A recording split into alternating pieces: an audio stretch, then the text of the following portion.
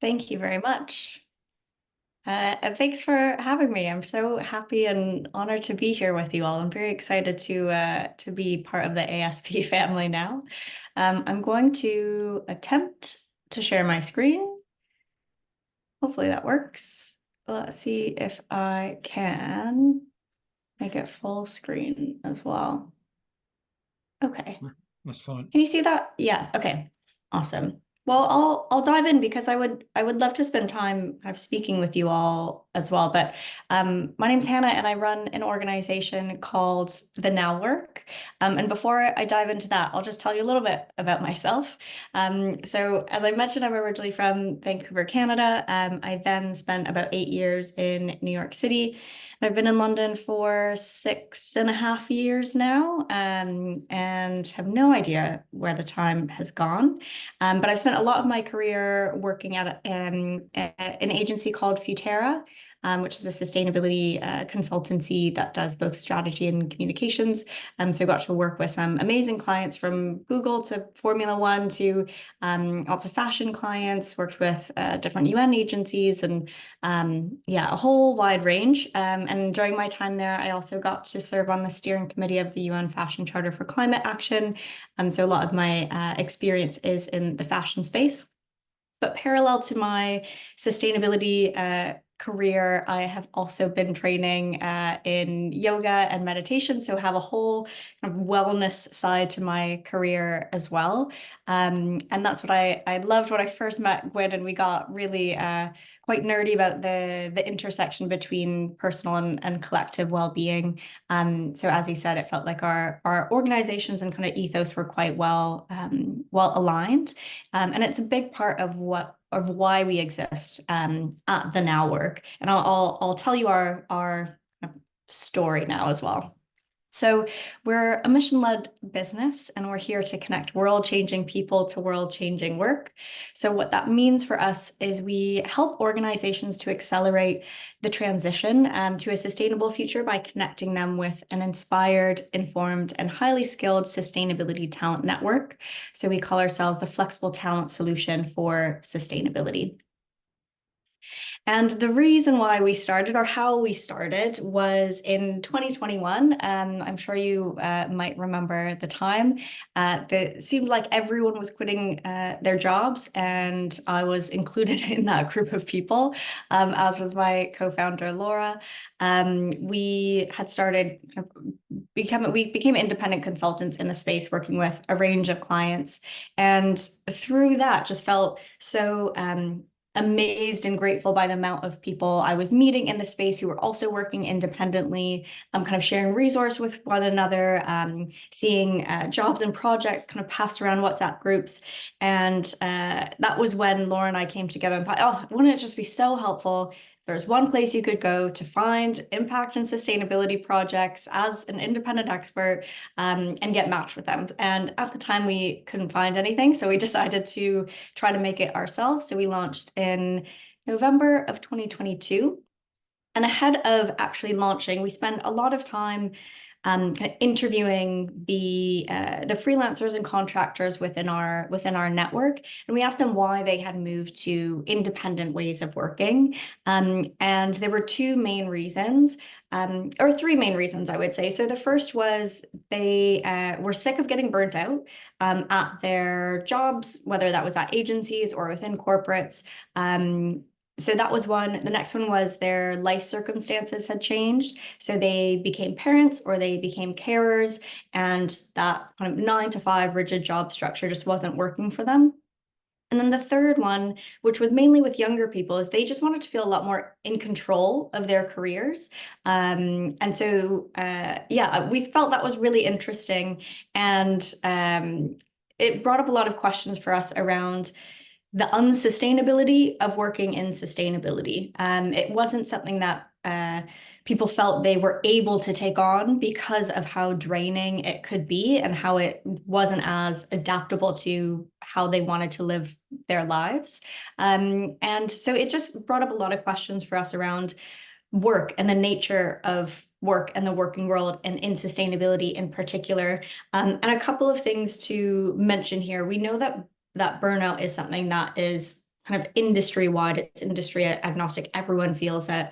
But there were a couple of really interesting things that we found in sustainability in particular.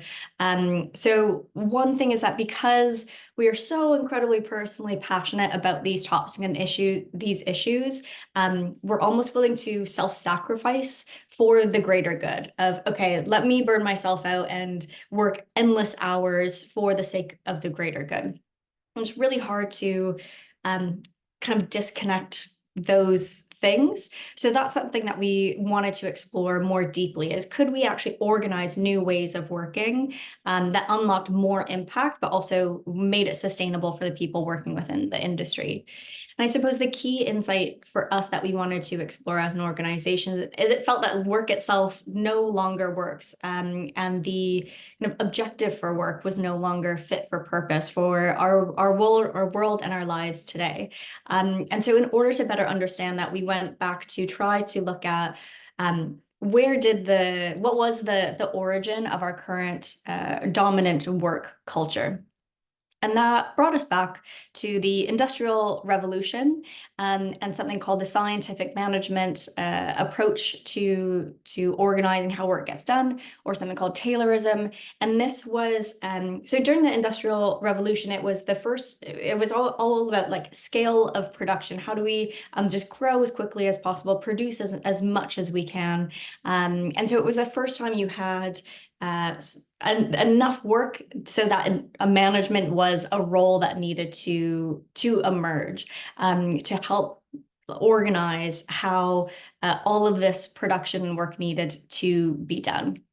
And so when you dive into these principles of scientific management, the core of it is really how do you become the most efficient with the resources that you have? And it was the study of that. And included in that bucket of resources were individuals. And this was one of the first times where humans were labeled as laborers.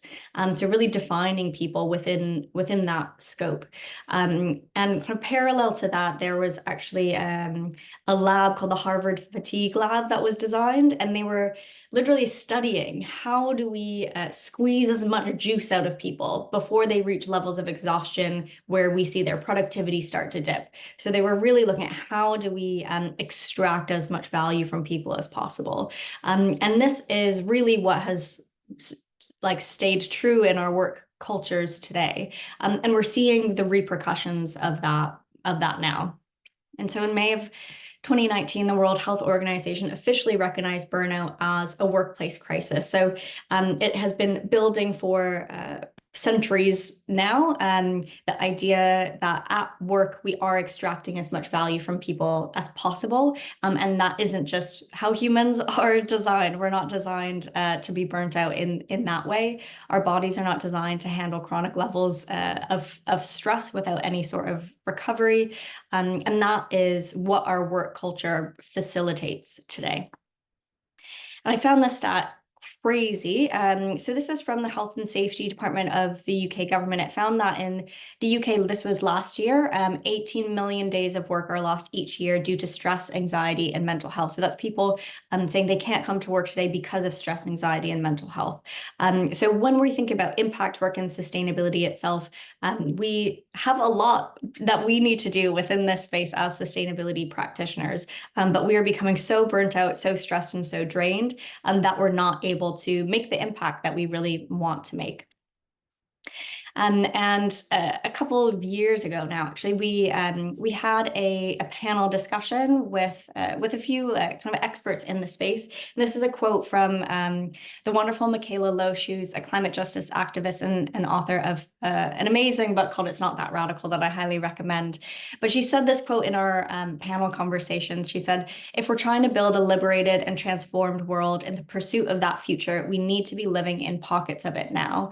So for us, that was was so inspiring to explore how might we create pockets of this future where work is actually a place where people can thrive rather than just be surviving and burning out. How might we design work in a new way that actually works for life today? And might that be a solution in and of itself to some of the bigger systemic challenges that we're facing? So how do we make it better for us as individuals, and how might that then result in better, more efficient ways of creating impact? And the other, I guess, piece of the puzzle that we've been thinking about with this is for sustainability, and most of our work is in the corporate sustainability space right now. And for the last little while, it's been about how do we fix the harm that we've done. So how do we measure the impact that organizations have, and how do we start to reduce the negative impact over time?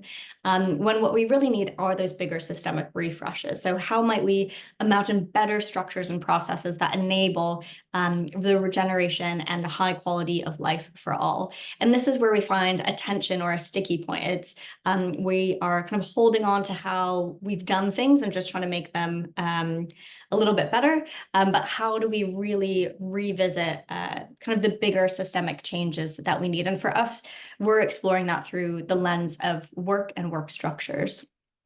So with all that being said, what do we actually do at Lenowork? So we have a network of over 1,000 independent sustainability practitioners. This ranges from very deep technical expertise all the way to creative directors, copywriters, designers. We have sustainability strategists and brand planners in the middle. We have project managers, account managers, so anyone who is working independently in this space who has experience working specifically on sustainability. And we connect them to projects with our clients. And I'll get into that. So what access to this group means for us is they have a deep bench of sustainability talent. I think that was one of our main concerns when we were talking about the levels of burnout in sustainability, is at a corporate level, they don't have huge sustainability teams. They're under-resourced often. So how do we support them with more capacity and more expertise so that they feel supported as well? We have an agile, lightweight structure. So we don't have huge overheads because everyone in our network is working independently. We can be really agile in providing support to solve challenges. That also means speed of innovation and surprising solutions. So we have diversity of kind of thought, perspective, and experience that we can bring into the room, which then unlocks more innovative solutions. And we hope to be a reliable partner from start to finish. So because we have such a wide range of talent within our network, we can adapt as we go, as projects get built and evolved and go from phase to phase. We can support our clients from end to end on sustainability, bringing in practitioners as and when needed. And we have been doing this in a couple of different ways. So we do one-to-one talent matching. So if you are an expert in the space and we get a brief in from a client and it just requires kind of one skill set, we can match you to that project.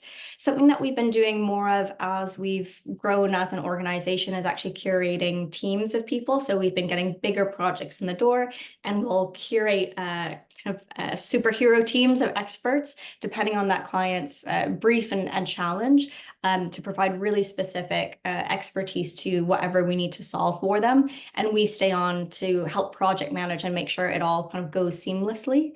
And then finally, something that we do is place sustainability leaders. So if an organization doesn't have kind of that in-house, we place them in almost as like fractional CSOs to come in and provide that high-level guidance and advisory for the clients that we work with. And in terms of where we operate or the types of projects that come in, we like to think about it in 3 buckets. So from a footprint standpoint, so looking at operations and supply chain, from a handprint standpoint, so that's the organization's actual products or service. So how do we help them innovate there? And then a brain print perspective, which is from their brand, from their communications, how do we actually help them shift the cultural norms and behaviors? And our favorite types of briefs are ones that ensure kind of clarity across all of them. So we often find an organization will come to us and they'll come to us with like a PR brief for an initiative that they've started. And as soon as we start asking them questions about it, it kind of becomes clear that they might not have a solid sustainability strategy yet. So we'll show them something like this to say, yeah, you need kind of all of these. So we try to help guide the brief as well and guide the work that they're doing to ensure it is credible and not at risk of greenwashing. And at the same time, we're making sure that they're not green hushing as well. So only focusing on the footprint side of things and not leveraging the power that they might have as a brand or a business to help shape norms and really bring sustainability further and further into kind of the cultural zeitgeist. Some of our recent clients, quite a range. We do work with a lot of agencies. We work with brands like On Running and ASP and British Airways. We work with material companies, certification brands. We've done some work with NGOs and charities, but we are mostly in the corporate space.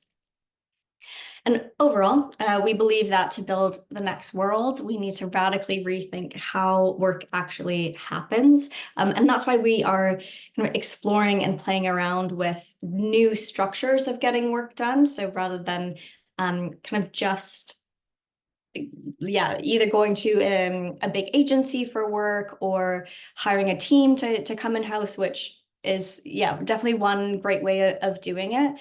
Might new ways of working and bring people together to solve challenges, support kind of how the impact that we can have. And so our aim is to provide more access to work. As I was saying at the beginning, something that I found when I first started freelancing in this space is projects were being kind of passed around WhatsApp groups. So how might we also open up these opportunities to a wider range of people? How do we make sustainability work more flexible so that we can bring in a wider range of skills and experiences and be more adaptive?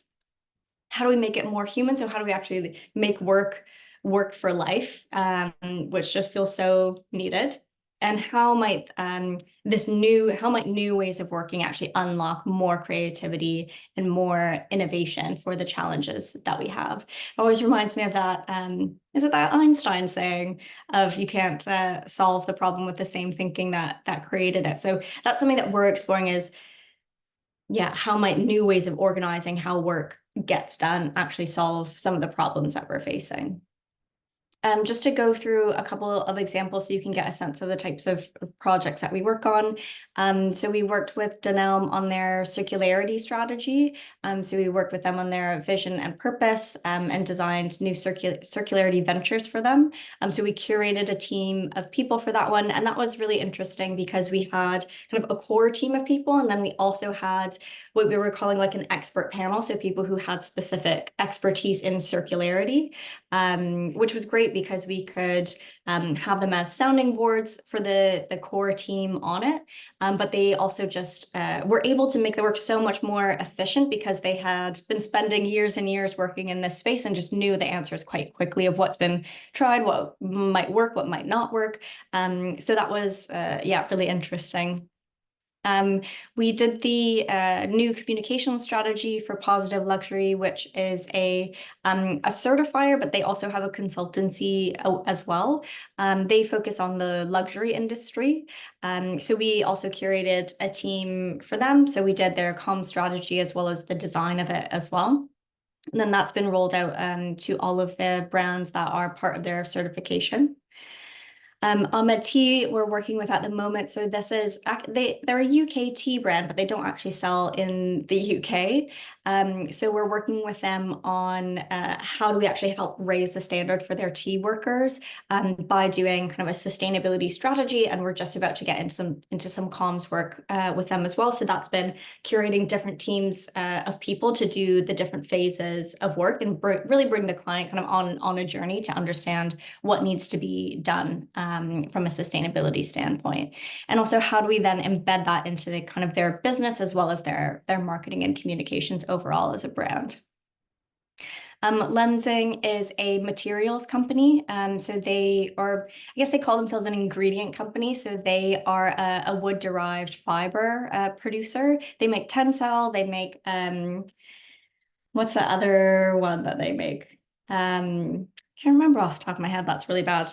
But maybe you know what Tencel is. So with them, we've done quite a wide range of projects actually, but kind of product messaging, guidance on the green claims initiative, communication strategy, developing white label assets for them.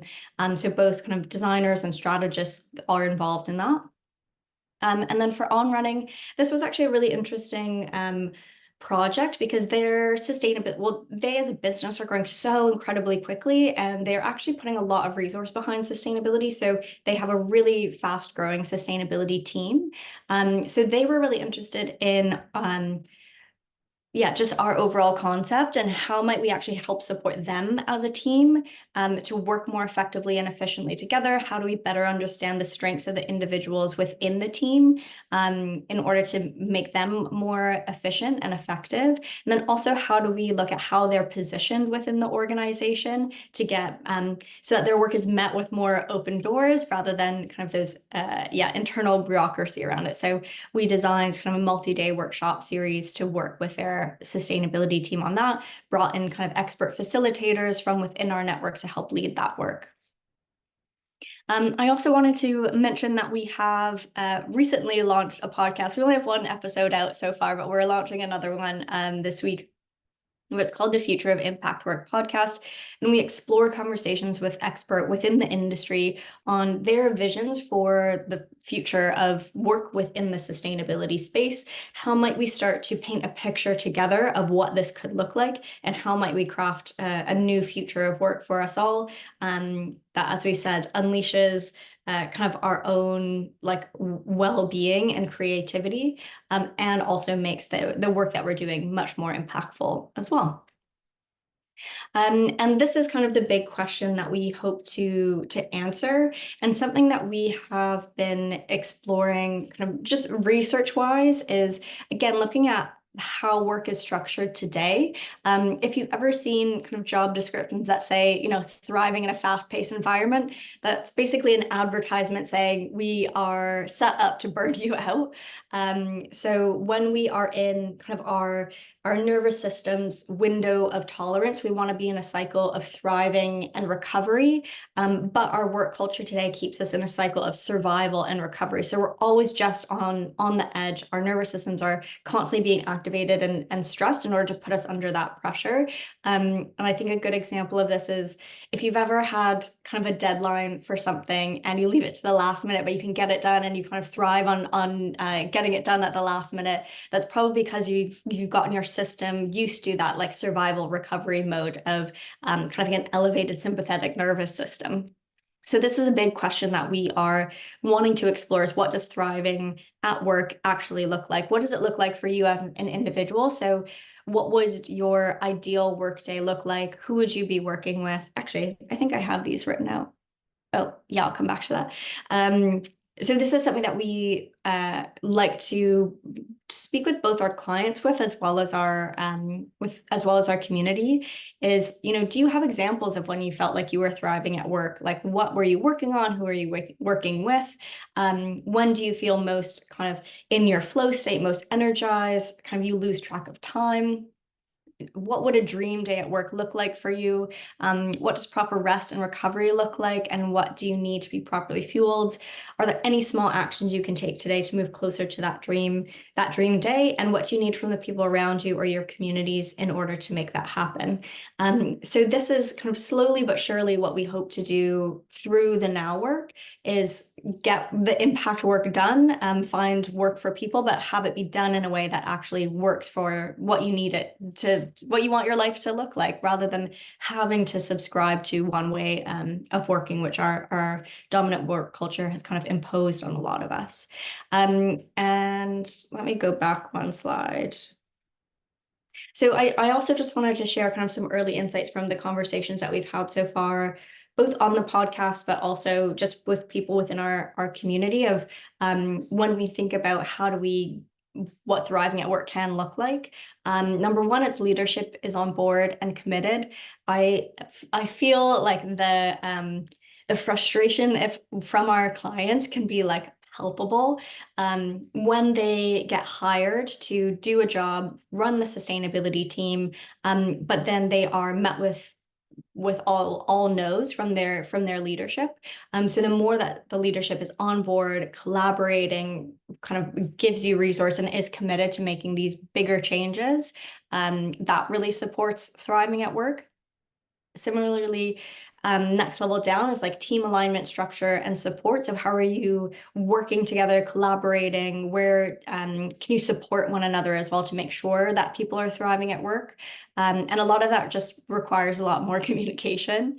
Clarity on goals and your role in getting there is something that we try to help facilitate when we're placing people within projects. So wanting to be as clear as possible up front of what's expected from their role, how it fits in with the larger kind of pieces of work that an organization is doing. And I think clarity is just, clarity is kind. Next, a sense of priorities, purpose, and progress.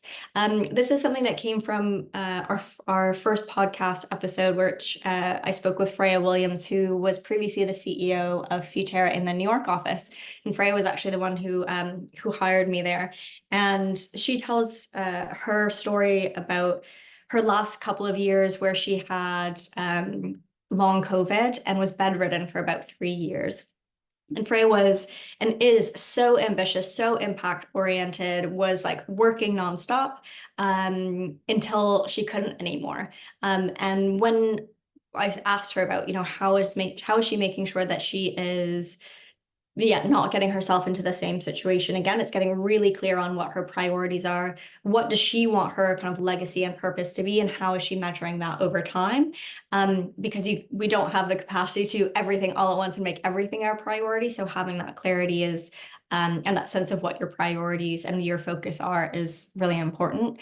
And then finally, it's one that sounds so obvious, but it is just not as widespread as it should be, but just respect, autonomy, and being treated like an adult. And I often think this goes back to what we were saying at the beginning around the scientific management model and Taylorism. As soon as there's kind of like a higher class who's dictating the structure of work, and then there's the quote unquote laborers, it is a different kind of power dynamic. So I think often just wanting to be treated like an adult can go such a long way.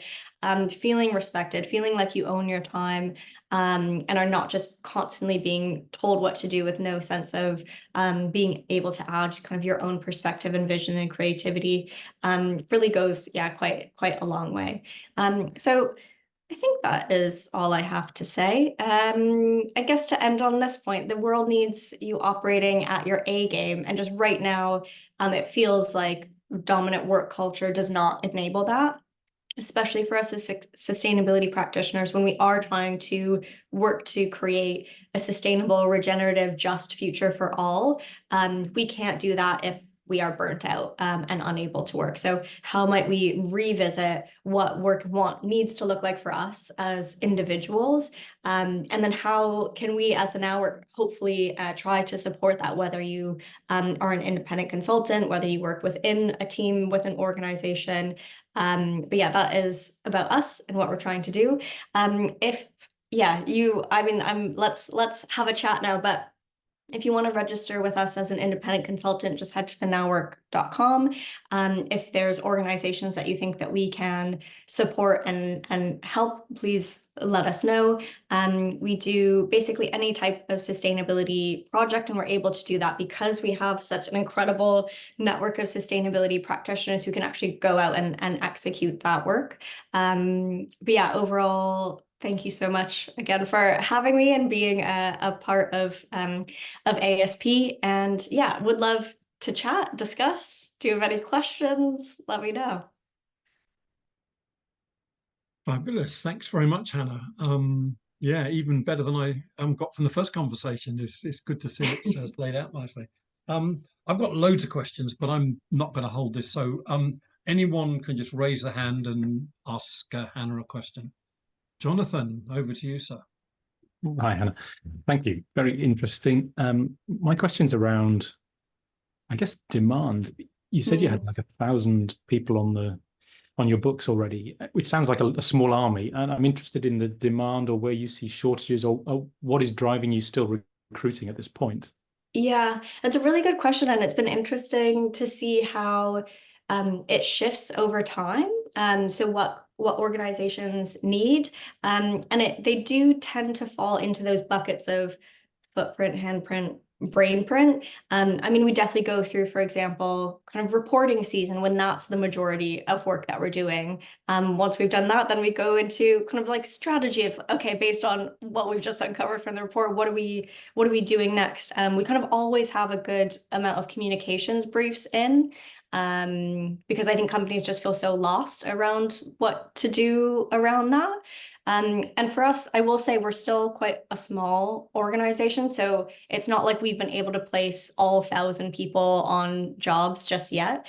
But we're really working on growing our client base as well, so that we can just have a lot more jobs and projects and work available for people too. What's been really interesting recently is seeing how yeah, it's been such a tricky market. There's been so many huge redundancies made, especially in this, it feels like it was sustainability teams. However, that work still needs to get done.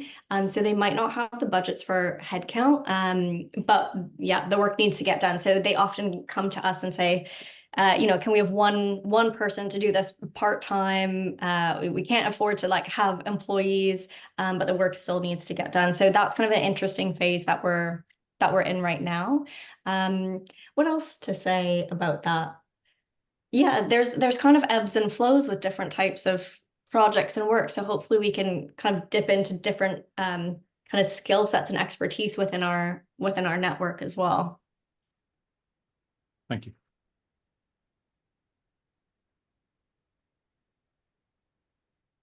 Miranda, after you.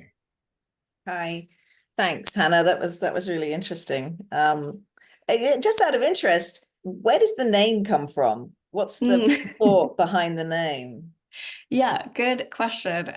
So it has multiple reasons for it. So one, with independent work and freelancers, we find there's a sense of urgency where they need people to do the work right now. And also on a wider scale side of things, this work is sustainable work, impact work is the work that needs to be done now. There is that sense of urgency to it where it is necessary that we need to be doing more and more of this type of work. So yeah, a few different angles with it. Can I do a follow-up quick question? Just Miranda, yeah. Sorry, I mean, presumably it's something that if you're looking for a team, you could also kind of come to you with a project. Yeah. I mean, just thinking about the burnout, currently feeling it. So much of it is about, in order to make a living, you have this little project, but you do a little bit of that, and then you have to do a little bit of that, and you kind of feels like, I don't know, maybe it's just me, but I'm hopping from lots of little projects, and you have to keep it going, and you have to keep the momentum going, and there's no time to think because you're not making money during the thinking time. And I don't know what your thought might be on that. Yeah, I think that's such a good point, and something that I feel like we would love to support on more is creating a sense of consistency and reliability. But yeah, I think we've had so much supply from the independent expert side, and we're working on the demand where, yeah, again, I would love to be a place where, yeah, you can come find projects all the time just so it doesn't feel as piecemeally or uncertain. Because I think that's a big, I guess, kind of con side of things of working independently is, yeah, you don't have that consistent monthly paycheck that you can rely on and not have to think about. There is an element of new business that you constantly have to be doing. So hopefully we can get to a point where we can be a lot more reliable from that standpoint for the people within our network. But yeah, I hear you. That's a definite pain point for consultants for sure. Thanks. Sally, you had a question. well, it's not so much a question, Gwen, as an appreciation, because thank you so much, Hannah. You have told me what my place is. Now, that sounds extraordinary. I'm a therapist who isn't yet practicing because I'm working through grief, and I'm giving myself the honor of that time to do so, because I know the best I can give is when I give myself space and time. And you've endorsed that point of view. But I'm also a spiritual seeker. It goes even farther. People will find, I'm sure, that this is very wacky. But to me, that understanding it, and it's not nothing strange or bizarre, really. It's not that radical. In fact, the best that you can do is the best of yourself, to be true to yourself. From that, it is my own experience that the true brilliance of the human mind emerges, and it is beyond our conception. It is fantastic.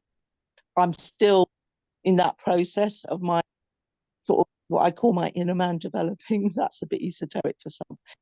It means that my practical skills and my insight and creativity are coming out now in full. And that is the optimum that we can all do. I'm an opera singer as well. And I think as a therapist and an opera singer, it's like singing is a huge thing to me because it inspires people. And it just shows me that I feel this shows me now that's my role.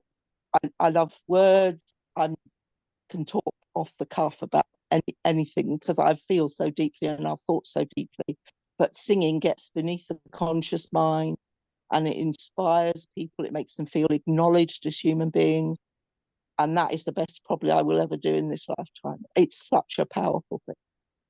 So I thank you from the bottom of my heart because you have told me. It's so inspiring to me. And I hope to inspire other people. That's my place. That's why I'm in these meetings. Because I'm not practicing at the moment because I'm needing to give myself more time. But I trust that in the future, I will be able to fully, I suppose what you would say, live out my dream for my sake and for everyone else's sake. Because when you come home to yourself, you find that it's natural actually to love other people and to want the best for them. And also, as your mind unravels and becomes more clear, you know how to do the best of it. It's the best it could possibly ever be. And after that, there's absolutely nothing more to say. Thank you so much. Thank you so much, Sally. That was beautiful. And absolutely. I think what I've kind of learned and seen and witnessed as well is when we are like forcing ourselves to work from a state of survival, like physiologically, like we can't actually access the creative, innovative parts of our brain that the solutions need. We're just replicating and creating short-term solutions in order to get out of survival mode. So absolutely, the more that you can ground into yourself and your authenticity and recover, so that you can kind of come back and be able to share your unique gifts with the world. Yeah, I think that is so powerful. So Sally, thank you so much. You've inspired me already. Good. Well, I'll go even further now after what you said. I am actually in survival in terms of my finances because everything I had in the world has been taken away by the system. So I've just got a basic state pension to live on. So I'm in that challenge. Am I going to survive or aren't I? It's extraordinary. I'm so creative. I always have been, but now it's coming to the fore even more. I don't even need to think. My brain sorts it out without me even having to make any effort. Now, isn't that an amazing thing? That is the true potential of the human race. It is spectacular. Absolutely amazing. Lovely. Thanks, Sally. That's excellent. It is so Debbie. much my pleasure. Debbie, please. Yeah, thank you so much, Hannah. Brilliant. Loved it. And I missed the beginning. So I've got a few questions, some of which I'm sure you covered at the start. But I'm curious. So basic question number one, when did you begin? And then you mentioned 1,000 people on your books and sort of like the relative, how that's broken down, what sort of people you've got. Yeah, so that's like two basic questions I probably missed at the start, right? Don't worry. The deeper question is, I really resonate with this kind of inquiry around the future of work you know, and it kind of links with what Sally was just saying there. I mean, I also deeply believe like in the potential of human beings, and that we've got this crazy system of work and money that then shuts us all down, which is why I'm a passionate proponent of UBI or something like that, which would get us out of that survival mode potentially. But I just wondered, in relation to that kind of inquiry around the future of work, you know, how you're doing that. There's other people in that space, how you're collaborating with others. I know RSA, the Royal Society of Arts, had an inquiry on that a while ago, but I'm just curious because I think it's such an important piece. And those of us who are all doing kind of individual work, we're all managing our own survival and all the stresses and strains of work and wanting to be an agent for change. But there's a collective thing going on. So I think there's something really interesting that you could play in, you know, you together with the community, ASP as well, of that collective piece pointing to something which is work really isn't working for the challenges we're facing. Yeah. Thank you. Yeah, thank you. Yeah, exactly. It's just it's not fit for purpose for the world as it is today and the challenges at hand. But just to go back to your first question, so we launched in November of 2022. So yeah, about a year and a half, more than a year and a half ago, almost 2 years. So yeah, we are small but mighty, and within the network, quite a wide range. So it spans from very deep technical expertise on sustainability all the way to very creative. So creative directors, copywriters, designers. We have lots of folks in between, kind of sustainability strategists, brand planners, comms planners, and we also have account managers and project managers as well. So basically our through line is that everyone has experience specifically working in sustainability itself. I would say we tend to skew kind of midweight to very senior, kind of director or chief sustainability officer level. I imagine that comes from in order to like do this work independently, you want to feel some level of confidence that you kind of know what you're doing and what your offer is and what your skill set is. So getting a few years under your belt for sure is supports that. So yeah, we tend to skew a little bit more senior in terms of the people within our network. And then yeah, we would love to do a lot more kind of collaboration around the future of work. Maybe even I would love to host kind of hackathons or like design sprint sessions as well. I think often I find a lot of the research around the future of work isn't focused enough specifically on the impact space. So it's a lot around kind of like technology and AI and which obviously has its role, but I think this intersection of kind of individual expression with the collective expression, and how do we design work in a way that enables kind of the most authentic, highest version of that is something that we're really interested in exploring. And how might we redesign relationships and dynamics within work in order to enable and unlock that. Thank you. Brilliant. Brilliant. Thanks. Roger, you're next. Thank you, Hannah. Thank you very much. I was very interested in what you had to say. I really think it's great, both in terms of connecting experts with projects and also looking into how we might design a better way of working. My question, though, is about, you talked about some of the projects like Dunelm and so on. Could you say a bit more about the sort of time scale of projects, the scope of project? I'm sure there's a lot of variability, but could you go into a bit more detail? Absolutely. So as you predicted, very, very wide range. So I think the shortest project we've ever done was a 2-hour call that we arranged for one of our clients who needed a very specific type of expertise. They wanted feedback on something and basically to ask questions of an expert. Our longest projects. I mean, to be honest, we have done a few kind of full-time placements as well. So I guess that is the longest, but we do kind of maternity leave cover. We've done some projects that are kind of 18-month contracts. So it really does range quite a lot, what we do. I would say majority are probably the 3 to 6 month range. And again, that could be, you know, an organization needs someone for 6 months full time, or they might need someone 2 days a week for 6 months. So yeah, quite a wide range depending on what the project is, what the budget is, who the client is. Yeah. Okay, lovely. Thank you. Yeah. Thanks. Avalon. Hi there, thank you. Thanks, Hannah. That was a great presentation. I'm really glad to hear about what your organisation is doing. I've got 2 questions specifically around, first of all, the requirement for experience in sustainability. So I just wondered, what does that look like in terms of what kinds of requirements and how you kind of validate them or test them or assess them? Yeah. And then the second part was about how do you go out to that 1,000 or so people that you've got and search within that group. So on the sustainability question, I guess why this is relevant to me in particular is because what I do isn't particularly industry specific. So it's all about kind of strategy facilitation.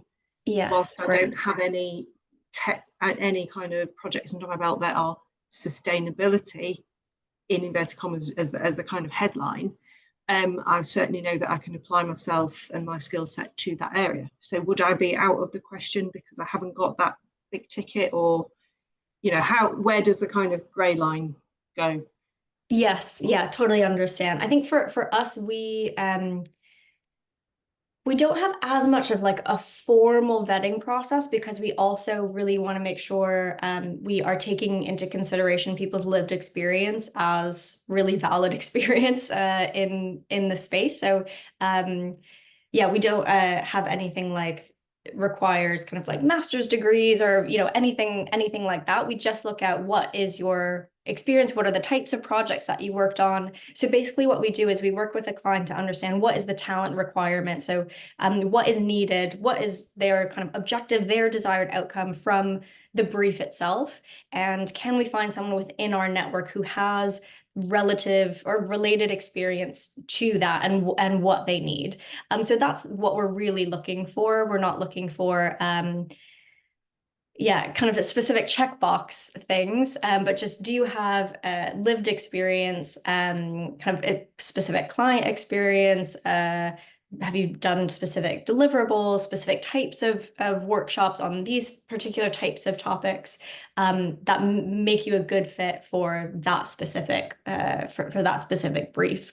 We got a really specific brief in the other day from a huge global financial institution who is looking to create training for VC fund managers on how to invest in women-led climate tech startups. So like so specific, but really like then looking through our network of, okay, for all of those different variables, who might be a good fit, because it also required kind of training experience and facilitation experience. So what we usually do is then go to our network. We have kind of a database of everyone who's registered with us, and we'll go kind of hunt through that as well. And we have different filters because different clients say, okay, we need someone who is US based, or maybe the role is fully remote and it doesn't matter where someone's based. Maybe they need to be London based if you have to come into their office here.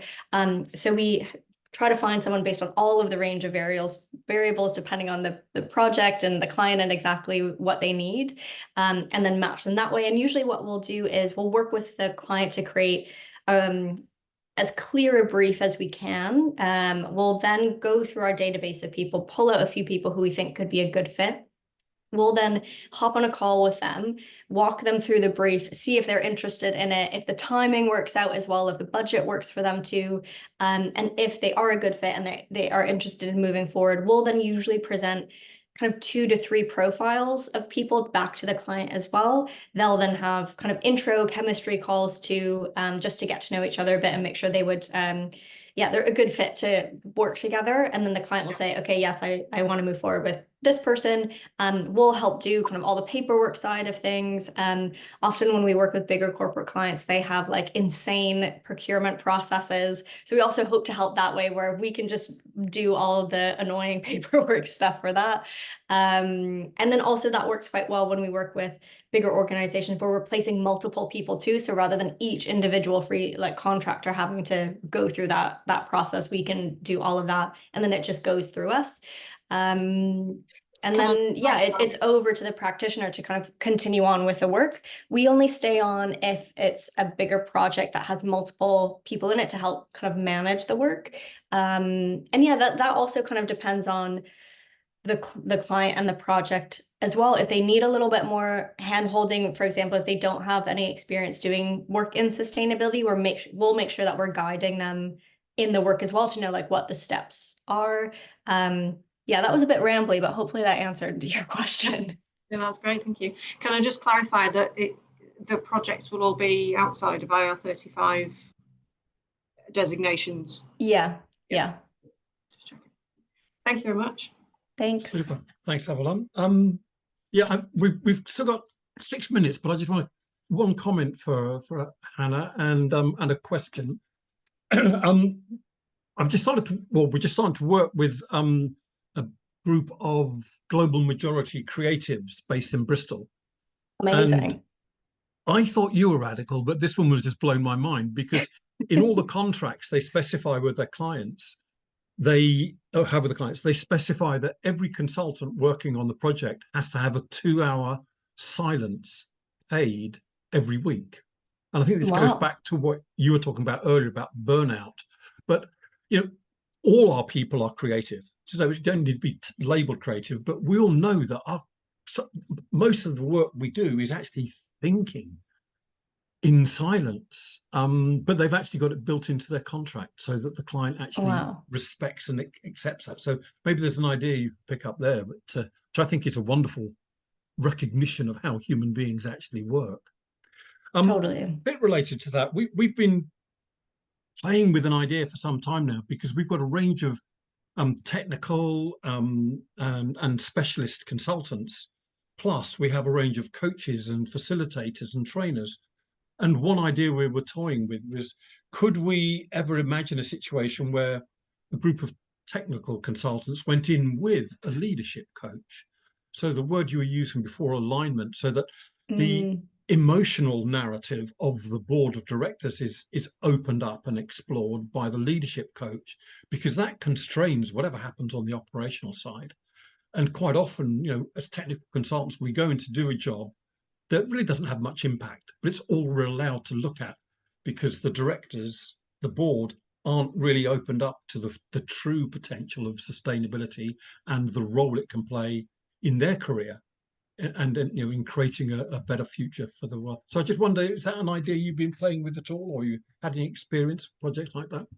Yeah, so that's something that we've been attempting to do more. And I think we haven't yet had a client or a project where we're able to do that whole package. So far it's either been one or the other, where we've either gone in and supported them on how do you reposition the work that you're doing for leadership to get them on board? How do you actually like work with the leaders? So it's almost we're sometimes training our clients on how to have those conversations to get their leadership on board, so that when they're doing the technical work, they can actually do it. So I think that's a huge problem that we're finding in the sustainability spaces.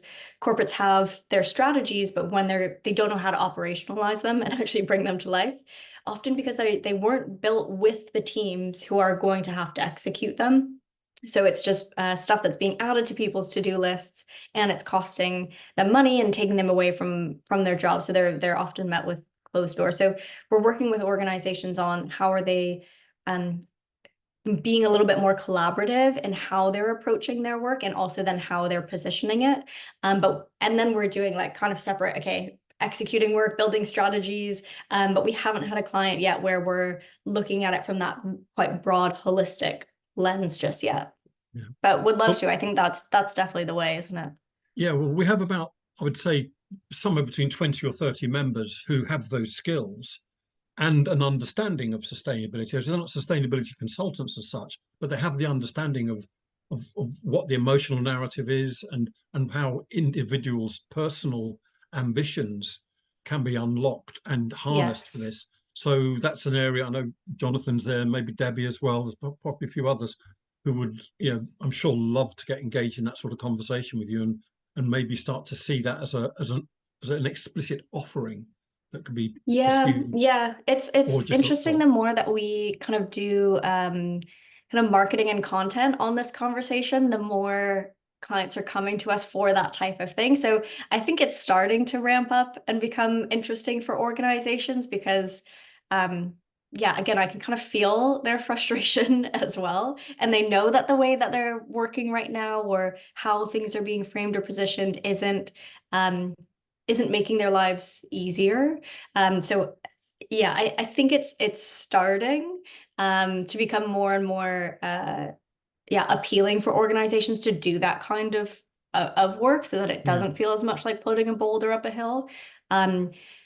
So yeah, definitely. Cool. Well, we look forward to more conversation on that. Well, look, we're bang on time, which is really unusual for an ASP meeting. Well done, so everyone. Thank you very much, Hannah. I think that's been really interesting. And I think there's tons of potential. I think one thing, the last question is, how do all these guys sign up with Now Work? What do you want them to do? So please head to thenowwork.com and there's a tab that says join us. And we have an intake form just to get to know you. I will say the more information you can put in there, the better, just because it makes it easier for us to kind of search when we do have kind of clients. Or, get in touch with me directly. I'm just hannah@thenowwork.com or find me on LinkedIn. I'm around. Cool. Well, thank you very much, Hannah. And thank everyone for the great questions and comments. A broad range there. So thank you very much. And the recording will be up on the website a couple of days. Okay. Thank you all so much for having me, and I'll speak to you soon. Thanks, guys. Thank you. Bye. Bye.